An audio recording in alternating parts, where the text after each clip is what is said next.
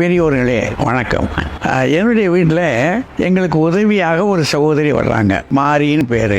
அதனுடைய மகா அது ஒரு காலை இழந்துருச்சு. இந்த காலுக்கு இப்போ மாற்று ஏதாவது செய்து ஆகணும். என்ன வைக்கிறது, எப்படி செய்யறது, அது கொஞ்சம் செலவாகுமே ஒரு கவலை இருந்தது. அதுக்கு இடத்துல வந்து அதை ஆலோசனை கேட்டது. இப்போ நான் அங்கங்கேயும் விசாரிச்சு பார்த்ததுல மதுரையில் மருத்துவர் சரவணன் அவர்கள் அவர் ஒரு அறக்கட்டளை வச்சிருக்கார், சூர்யா அறக்கட்டளைன்னு. அது பற்றி விவரம் எனக்கு தெரிய வந்தது. அப்புறம் அவரை நேரடியாக அணுகி பார்த்தேன். அவர் எளிதாக செஞ்சிடலாம், ஒன்றும் செலவு வேண்டாம், நம்முடைய அறக்கட்டளை சார்பிலேயே வச்சு கொடுத்துடலாம் அப்படின்னு சொன்னார். அது எனக்கு ரொம்ப பெரிய வியப்பா இருந்தது. ஏன்னா இது பெரும் செலவு. இது இந்த செலவை அந்த அறக்கட்டளை ஏற்றுக்கொண்டு இலவசமாக செஞ்சு கொடுத்துருக்காங்க. அவங்க இந்த மாதிரி பல காரியங்கள் பண்றாங்கன்றத அப்புறம் அங்க போன பிறகு தெரிஞ்சுக்கிட்டேன். இப்படி மாற்றுத்திறனாளிகளுக்கு கை இழந்தவர்களுக்கு கை, கால் இழந்தவர்களுக்கு காலு, அந்த மாதிரி ஒரு சில உதவிகள், படிக்கிற பிள்ளைகளுக்கு படிப்புக்கு உதவி.